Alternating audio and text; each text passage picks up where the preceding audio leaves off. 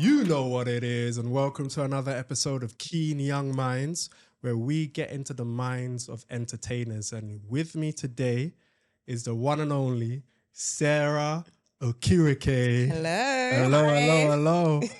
What's good? I'm well. Amazing, yeah. amazing. Thanks for being on the show. Thank you so much for having me. You know, I've known you for quite a long time now. And we met first at the BFI, you know, and first meetings are always significant, you know, because BFI obviously is this sort of like flagship place for filmmaking and actors. And you was a keen young mind. Thank you. You know, Yeah. you was so hungry and looking for insight. Who was on a quest, who was on a search for more, and then you stepped into that.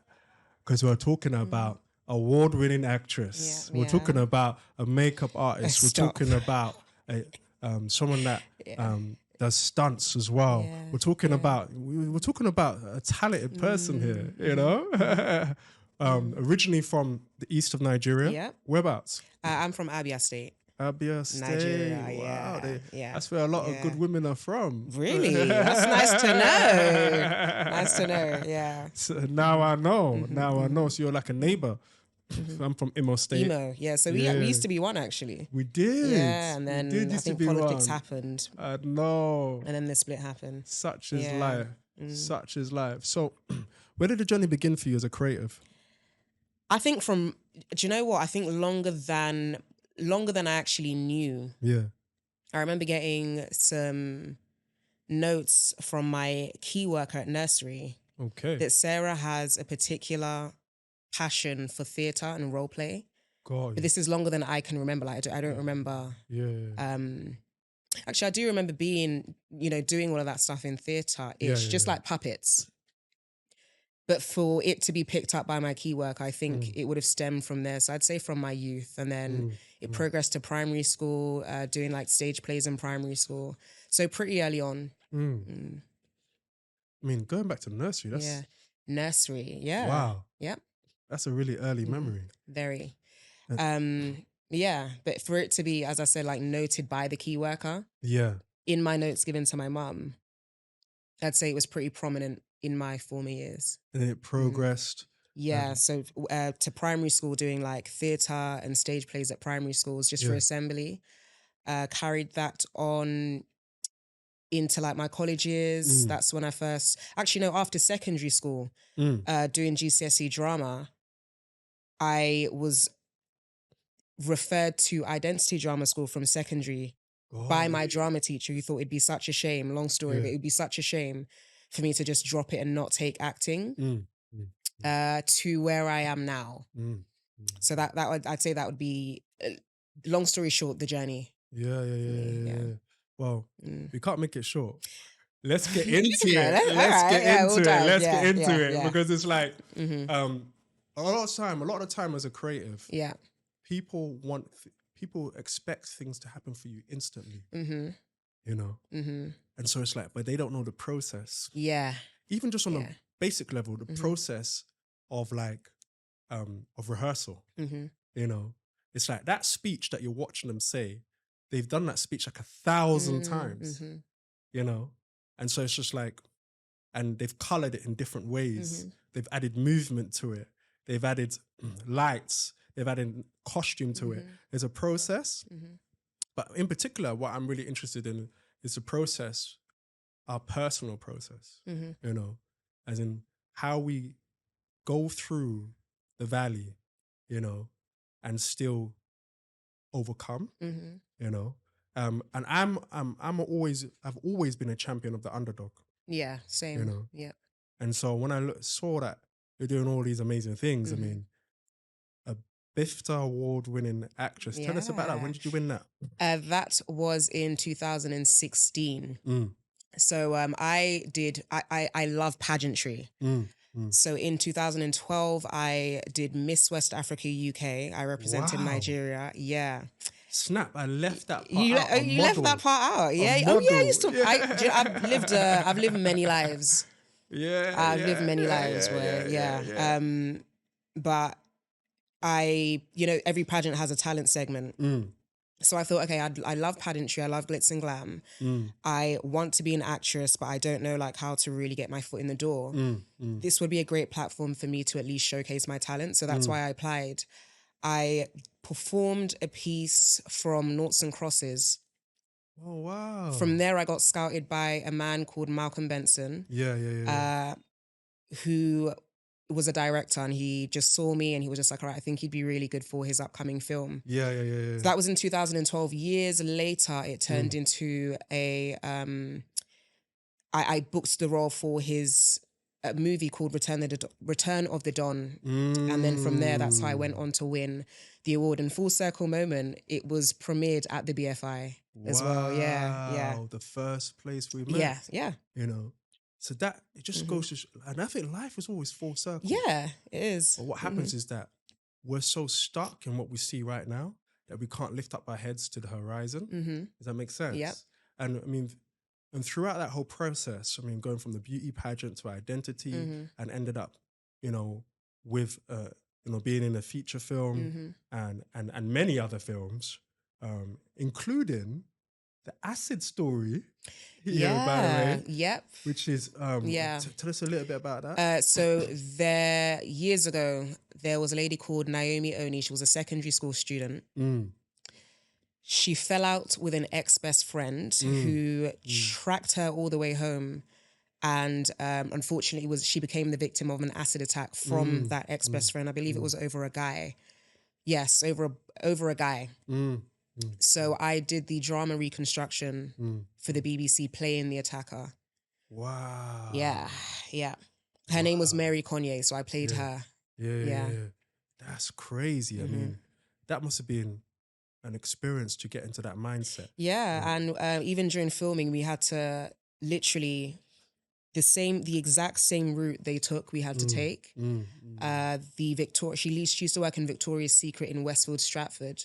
So just being there, we had to watch a lot of the CCTV footage. So I had to like walk how she walked, have the same mannerisms as her, and everything. And just to journey that was quite deep.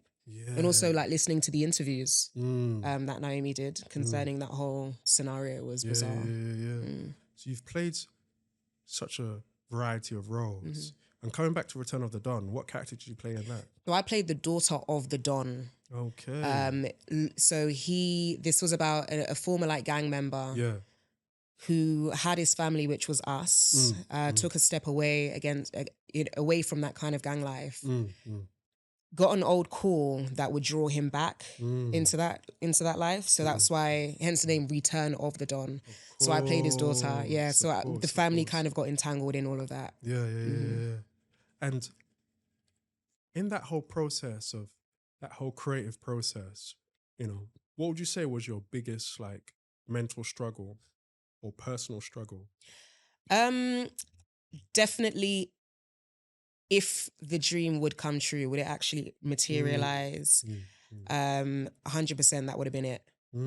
I'd say from 2015, 16, 21 to 22, like my early 20s. I'll definitely say that was the struggle. Like, will this dream I have actually like materialize into like what I want it to be? I kind of capped myself. So I said I have until like 25 to make it from there. Like I had this whole like vision and dream of what I thought it would be. So I'm gonna hopefully book like a breakthrough role. Find a man of caliber in this industry. From there, the marriage will come. The money for the dream wedding would come from the career. The house and the kids will come from that. So I put too much pressure on acting and on making it. Of course. Because it was like my whole future was dependent on this career and the time I have. So now it was just too heavy. So I definitely say that. And then just being in that career anyway, your rejection is normal. There is no guarantee to make it. There's no direct route as there is with like other careers. So that would definitely be the thing I was battling with at the time.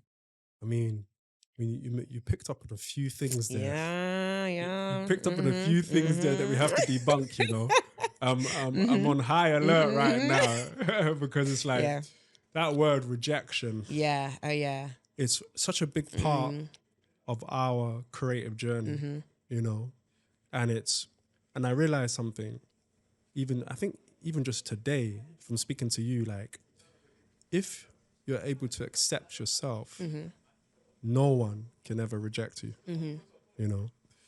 And I feel like knowing that what you have and where you're going to go is written, you know, so that if someone rejects you, all it means is that what you have is not for them, you know, and you can just reserve it for a greater thing that's coming or for the other thing that's coming, you know, that's yours. Yeah. And that really, really helped me throughout my journey auditioning and just getting out there, you know, just knowing that what I have is so valuable that sometimes it's too valuable for some, you know. What helped you to overcome rejection? Because you have to take it almost every week, you know. And what helped you mentally to overcome rejection? Yeah, similarly to what you said, just trusting that my path is written, knowing that it's also redirection as well, and that there will always be more opportunities. So it's not it's not like, oh, you only have 10 opportunities and that's it. It's unlimited. So there's always more. The ball keeps rolling. I love so that. That's it. That one just weren't the one for me. There's always going to be more. 100. Knowing that rejection is redirection. Yeah. I love that. Yeah. I love that. Thank the gems. you. We're getting those gems, you know. Yeah. We're getting those gems. Basically, I click for gems. You know how in New York, when something drops, when a poet speaks, everyone just clicks. So if you feel the gem, you can click with me. This is a partnership here, yeah. We're creating. We're collaborating. We are collaborating. Yeah, we're collaborating. Yeah. And you also mentioned something that was really heavy as well, is pressure. That mental pressure, you know, like, you know, they say that for people under 40, the biggest killer is suicide, you know. And I think that is because of pressure, you know, pressure of society, pressure of expectation from a dream, like all the expectations that you had. Did you meet that man, by the way? I didn't meet that. I can't even. I didn't meet him. Don't worry, but at the end of this, we're going to plug you. For real, plug me. So that man can reach out to you.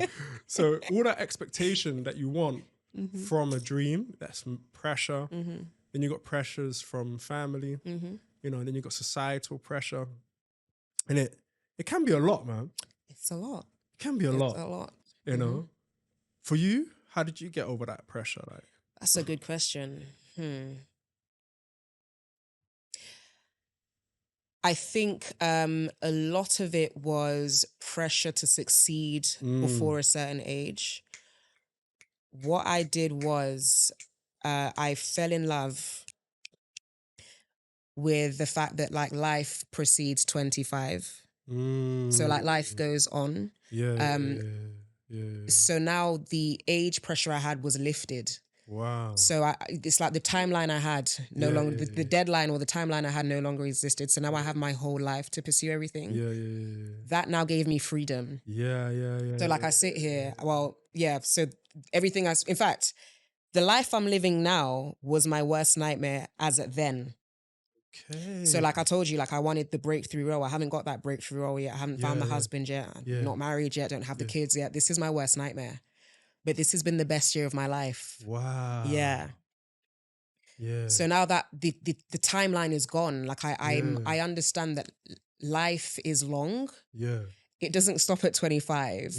So the breakthrough might happen in my 30s. It might happen in my 40s, whenever that is. So I have like a longer time to pursue and to achieve these things. So now the freedom, I'm just free. But that was the greatest shift I made in releasing myself from that, plus being grateful and just exercising a form of gratitude at every given moment for the small things and not waiting for me to have this breakthrough role before I receive my joy. Have the joy anyway and do what makes you happy anyway and lavish in it and bask in it. It could be things as something as mundane as, oh my gosh, the sun is shining and it just feels so good to feel the rays on my face. Be grateful and enjoy that. Like the other day I was walking and I saw the sunset. it was in Thornton Heath. Yeah. Of all places, like Yeah. that is not the best place to be me. like going for a walk. So I'm walking, and I had a lot of pressures on my mind. Yeah. And I could just see the sunset. Yeah. And as the sun was just setting, those pressures just got Drops. lifted Yeah. And off I of hope me. you stood there and just enjoyed it. And I just watched it. And I just thought to myself, like, life is bigger than your small problem. Yeah. Yeah. You know, life is more than what you're going through. You know, and it was just. And so sometimes I go for a walk at a particular time to see. To catch the sunset. Yeah. Because it gets you back in touch with reality, you know. And my first sunset actually was when I was 30. Imagine, I never watched the sunset. Like, and it's because we're in a mundane routine. We're not in touch with the world, and we're not in touch with ourselves. And sometimes it just takes that mental shift, you know, of that gratitude of your surroundings and what you have, that will just give you that mental shift, you know. True. So we had a perspective change, the attitude of gratitude, and anything else that was key in helping you overcome that pressure. Oh God, I have to include faith in this. Don't forget Big O. We cannot forget Big G. Give glory and praise to whom, which Big is G-O-D, you. Yeah. G-O-D is different from Trust G-O. me. It's different. But like a scripture I love is Jeremiah 29:11. When God says he knows the plans that he has for us. So just resting and having trust in God that the purpose he has for me is good. So why am I like bugging? Why am I stressed about what age I'm going to make, if I'm going to make it, what age I'm going to make it? Will it happen for me? Yeah. You know what? I feel like we don't make it. We are being made. You know? I think it's different. There's no such thing as making it, because once you get to a certain stage, you're still gonna grow past that into another stage, into another stage. All you do is just get larger exposure of what you're already doing. You know, True. there's no such thing as making it. If you look at it really intensely, and if you take a step back and look in the frame, you're actually continuously being made. Does that make sense? True. Yeah. You know, and so and that also helps as well, because then you're just free from the expectations, the false expectations that there's going to be this big moment, you know. And so I literally just can get that takeaway from just speaking to yourself, you know, and just looking at your journey, looking at all the great things that you're going to do, you know. Yeah. Speaking of great things, what's coming up? So nothing's coming up as of yet. Auditions have happened. So I've had some colourful auditions recently. Like I have a recall audition for a popular UK soap. Lovely. Which could change the trajectory of my career if I'm to book. But so I'm prepping for that. As it stands. And I think that's the only update I have. Amazing. Yeah. But other than that, I'm living and I'm enjoying. Yeah. I love that, man. Yeah. I love that. Yeah. I love that. But listen, where can we find you? Plug yourself. Yeah. Instagram at Sarah Okereke. That's SarahOkereke. I think everything, all of my social media platforms will be Sarah Okereke. Amazing. Yeah. Mr. Man, you better come and find your wife. Come find me. You better come and find your wife. Or Mr. Big Time Producer, right? Big Time Producer, exact. Listen, that is our time. Please like and subscribe at Keen Young Minds, at Obiona. And just remember that there's no such thing as making it. Just you're being made, you know? And just take that into your journey, wherever you do, and continue expressing yourself and being the highest version of yourself. Yeah. Thanks for watching. Peace. Bye.